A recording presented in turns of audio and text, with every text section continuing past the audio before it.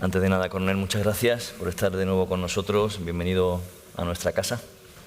Muchas gracias a vosotros. Es un placer contar con tu privilegiada visión de la geopolítica global. Me gustaría empezar hablando del contexto internacional que estamos atravesando. Tiene un alto nivel de conflictividad, alto nivel de tensión. Probablemente es el escenario más convulso después de la Guerra Fría. Palabras como la fragmentación, la desglobalización, la polarización, la multipolaridad, la lucha del sur global contra Occidente, las autocracias contra las democracias, en fin, la búsqueda de la autonomía estratégica. Luego tenemos a Rusia, que está llevando a cabo una guerra de amplio espectro, no solo contra Ucrania, sino de naturaleza híbrida. China pugnando con Estados Unidos por la hegemonía global. Parece que podríamos estar cerca de una finalización de la Pax Americana, ¿no? Después de la Segunda Guerra Mundial. Luego tenemos el conflicto en Oriente Medio. ¿Cuáles, en tu opinión, las claves de la respuesta estratégica para afrontar estos retos? Bueno, pues en primer lugar quiero dar las gracias a Repsol por acogernos en este lugar tan magnífico y a todos los personas e instituciones que hacen posible este acto, esta publicación, pero no solo esta, porque esta publicación no tiene sentido puntual, es una publicación en el tiempo y por tanto a todos los que se han implicado a ello y tenemos aquí al general Ballesteros, que fue una de las personas, si no la persona que impulsó esta idea, al general Dacova, que le dio continuidad y que ha sido nuestro director hace poco tiempo, y a todos los aquí presentes, ¿no? Bueno, la pregunta me parece que es determinante, aunque en realidad la respuesta no está clara, ¿eh? Hay un debate estratégico muy intenso, porque la característica de nuestro tiempo, y esto lo define muy bien la estrategia norteamericana publicada en octubre del año 22, y lo dice en su primera frase, que la introducción firmada por el presidente Biden, dice, la primera frase dice: estamos viviendo un momento de inflexión histórica. Emilio Lamo solía decir esto incluso antes de este documento, decía, la característica esencial de nuestro tiempo es que vivimos un tiempo de inflexión histórica. ¿Qué quiere decir? Había unas tendencias, vamos a poner por ejemplo la globalización, que nos decía hacia dónde se dirige el mundo. Esas tendencias se han detenido y ahora el mundo se dirige en otra dirección, pero todavía no reconocemos cuáles son las tendencias que lo dirigen. Y por tanto, si el futuro es plural y por tanto siempre hay incertidumbre en el futuro, nuestro tiempo es la incertidumbre al cuadrado, o sea, la incertidumbre dentro de la incertidumbre, porque no tenemos una idea muy clara hacia dónde va el futuro. Nadie sabe cómo va a acabar esta pugna geopolítica.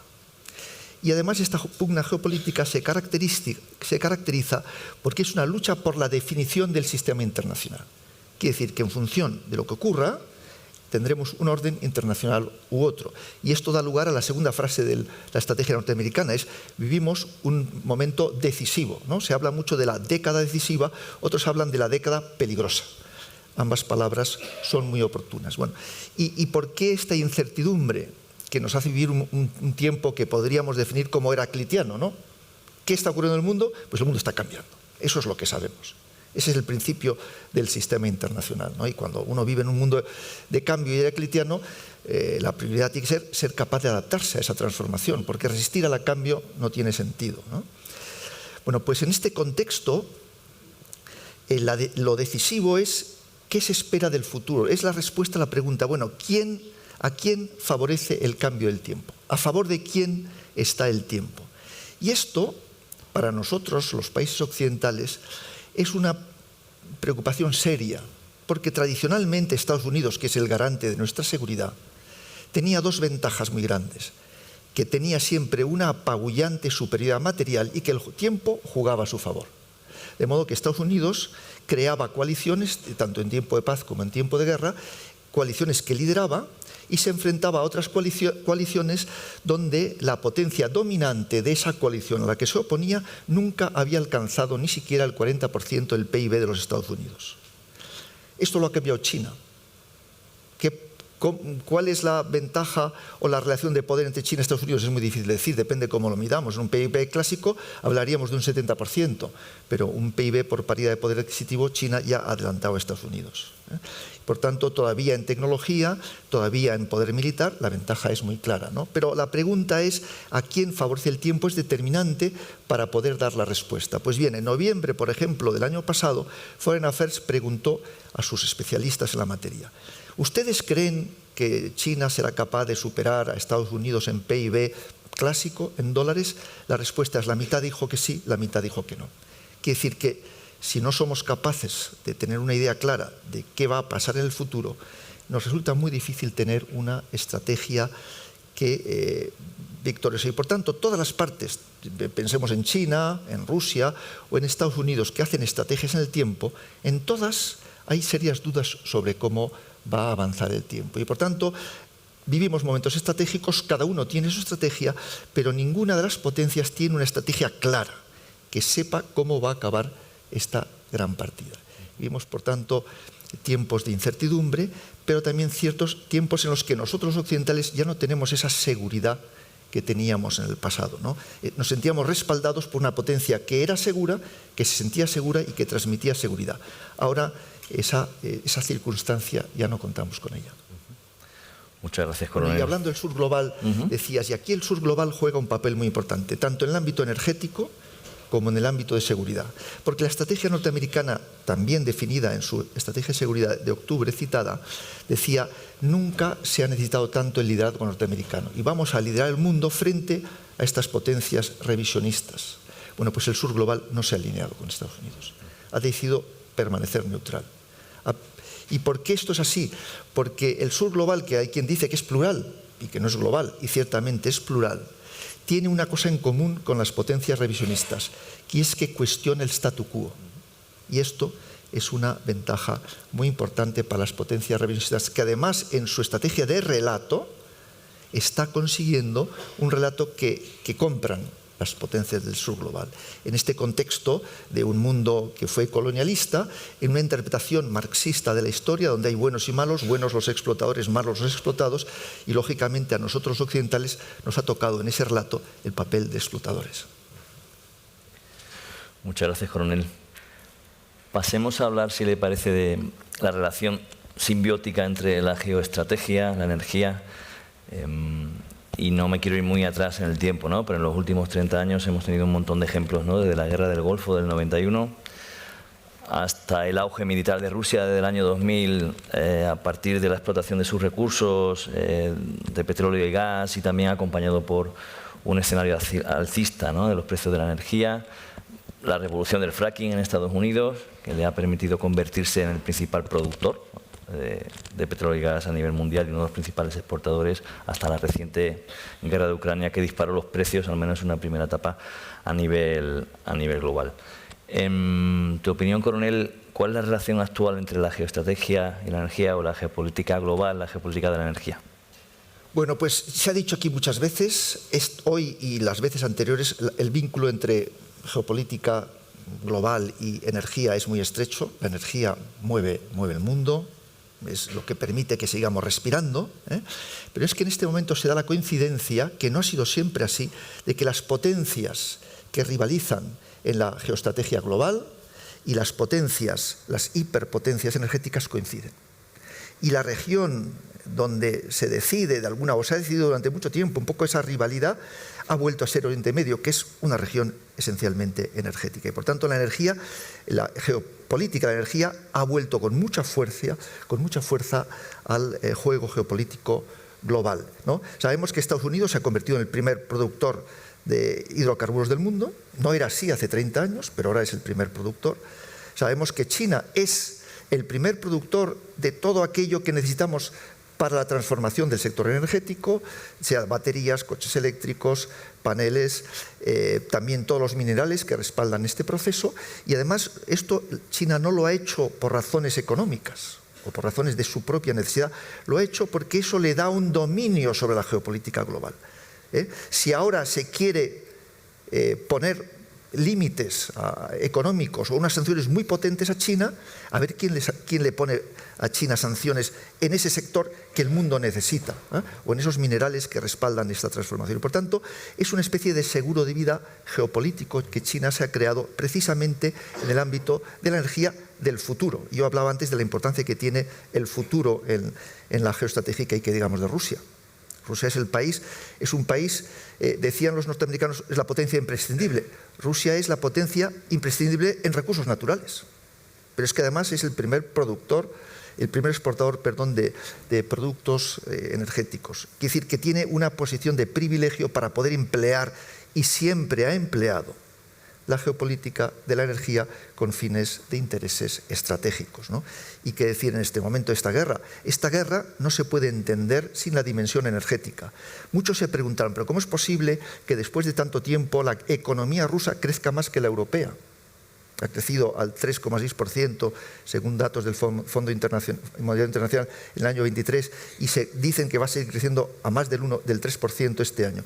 Esto ha sorprendido a la mayoría, pero yo creo que a los que saben de energía no les ha sorprendido tanto, porque la energía explica por qué Rusia está resistiendo económicamente, ¿no? Además de que hay un factor que contribuye de forma negativa a esta estrategia, y es que se decía y se repetía muchas veces, Rusia tiene un PIB como el de Italia, ¿no? Bueno, tiene un PIB de Italia si lo medimos en PIB clásico, pero si lo medimos en paridad de poder adquisitivo, tiene un PIB como el de Alemania. Y estos estamos hablando de una cosa distinta, pero un PIB como el de Alemania, con los recursos naturales y energéticos de Rusia, estamos hablando de un actor mucho más potente de lo que en realidad se estaba pensando. Pero pensemos, por ejemplo, sin los precios del petróleo, desde un año antes de la guerra hasta la actualidad, Rusia no estaría donde está. El año anterior a la guerra, los precios del petróleo empezaron a subir. Y gracias a eso, Rusia creó unos fondos de reserva económicos muy importantes con finalidades estratégicas, porque recordemos que Rusia tenía un mecanismo energético para crear los fondos de reserva económicos que consistía en que cuando el precio del petróleo estaba por encima de los $43,50, entraba dinero en el fondo de reserva. Cuando los precios del petróleo estaban por debajo, salía para equilibrar su balanza macroeconómica. Bueno, pues si durante un año los precios del petróleo estuvieron altísimos, cuando empezó la guerra, esto le pasó como a los osos antes de invernar. Rusia iba con poderosas reservas. Pero es que durante la guerra los precios han mantenido también muy altos, y resulta que las sanciones, en vez de perjudicar a Rusia, le han favorecido, porque a pesar de que vendió un volumen menor de petróleo, lo vendió a un precio más alto. Por tanto, tuvo ingresos mayores que los que hubiera tenido sin las sanciones. ¿Y qué va a ocurrir en el futuro? Pues de nuevo dependerá de la geopolítica de la energía, de lo que haga la OPEP+, de cómo se mantengan los precios del petróleo, cómo evolucione la demanda. También tenemos en cuenta que, por ejemplo, las políticas climáticas han hecho que las inversiones en el sector petrolero no hayan sido las que quizás hubieran sido. Y esto también ha favorecido a Rusia. Quiere decir que Rusia está donde está y está combatiendo la guerra que está por razones claras y evidentes de geopolítica de la energía.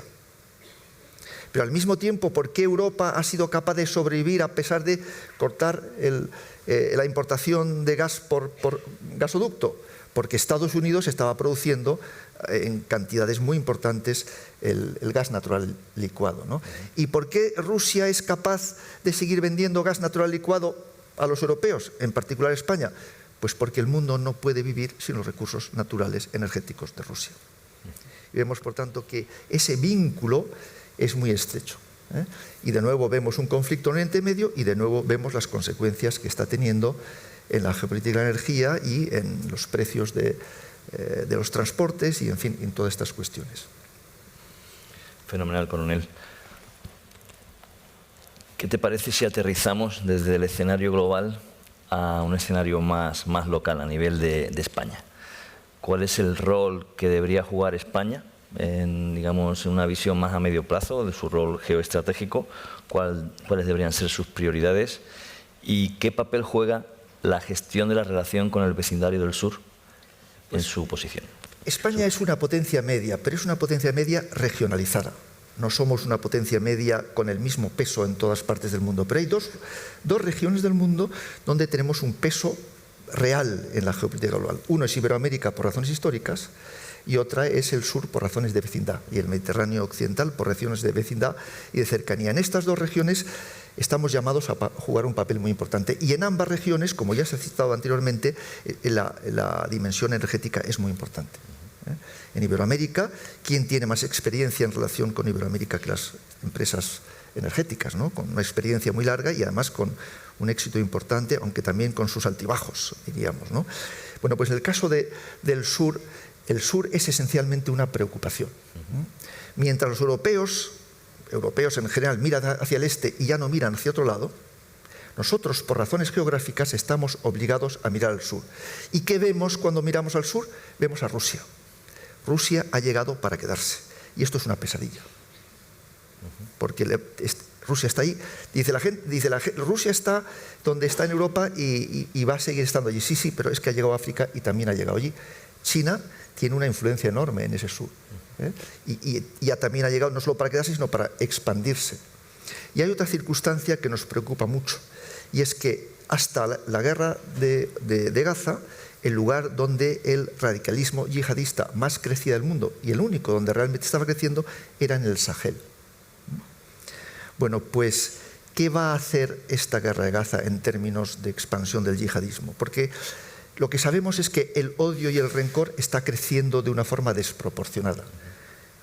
Nunca en nuestra historia reciente el odio y el rencor tenía tanto peso geopolítico como el que tiene ahora mismo. También lo estamos viendo en el sur global, como habíamos comentado anteriormente. Sabemos que la guerra ruso-afgana hizo que naciera Al-Qaeda. Nació en Peshawar, precisamente ¿con quién? Con los que se habían implicado en la guerra. Sabemos que la invasión norteamericana a Irak facilitó que apareciera el Estado Islámico. Quiere decir que los grandes conflictos llevan premio en sentido irónico, ¿verdad? Bueno, ¿qué premio nos va a aportar el conflicto de Gaza, en concreto en el sur global? Digo, en el sur, en la región al sur de España, no lo sabemos, pero sabemos que llevará premio y por tanto nos preocupa mucho el sur. Y además, como decía el embajador Raimundo Robledo en el último capítulo que escribió en el Panorama Estratégico, al finales de este siglo, 1 de cada 3 ciudadanos del mundo será africano. Nosotros, los europeos, no tenemos hijos. Quiere decir que la población se reduce. África crece de una forma casi incontrolable. La inmigración va a llegar, nos pongamos como nos pongamos. España dentro de unas décadas será como Cuba, un país mulato. Bueno, pues lo que nos preocupa es que esos inmigrantes vengan radicalizados. Esa es nuestra preocupación, porque que vamos a ser mulatos ya lo sabemos. Esperemos que no sea también mulatos radicalizados. Muchas gracias, coronel. Nos quedan 3 minutos y medio. No sé si vamos a poder cumplir los tiempos. ¿Nos podrías compartir tu visión sobre la situación de los conflictos actuales de Ucrania y de Gaza? De una manera muy resumida, pues, ¿cuál es tu visión? Muy brevemente, ¿cuál es el problema de estas dos guerras? Que los actores implicados perciben que una derrota es una amenaza existencial. Y cuando alguien percibe que se enfrenta a una amenaza existencial, está dispuesto a llegar mucho más lejos de lo que llegaría en circunstancias normales, ¿no? Rusia piensa, uno puede pensar que tiene o no tiene razón, que si pierde esta guerra, pues habría o una crisis muy profunda o incluso la partición territorial. Y están dispuestos a luchar hasta el final, al menos mientras Putin esté en el poder. No sabemos lo que ocurría después. Evidentemente Ucrania, si pierde la guerra, dejará de ser Ucrania. Lo que le pasó a Austria después de la Primera Guerra Mundial, cuando Clemenceau le preguntaron, bueno, ¿y de Austria? Y dice, Austria será lo que quede, ¿no? Pues eso, Ucrania puede terminar siendo, Ucrania será lo que quede. Y en el caso de Israel, Israel piensa que si Hamas sale victoriosa de esta guerra, pues vivirá bajo una amenaza existencial permanente. Y al mismo tiempo, Irán, que está detrás de todo esto, también piensa que está sometido a una amenaza existencial. El régimen se identifica con el tema. Por tanto, estamos en un impasse, nadie sabe muy bien cómo salir de estos conflictos. El tiempo le dará una salida, lo que no sabemos es qué salida. Muy bien, coronel. Pues yo pediría un gran aplauso para el coronel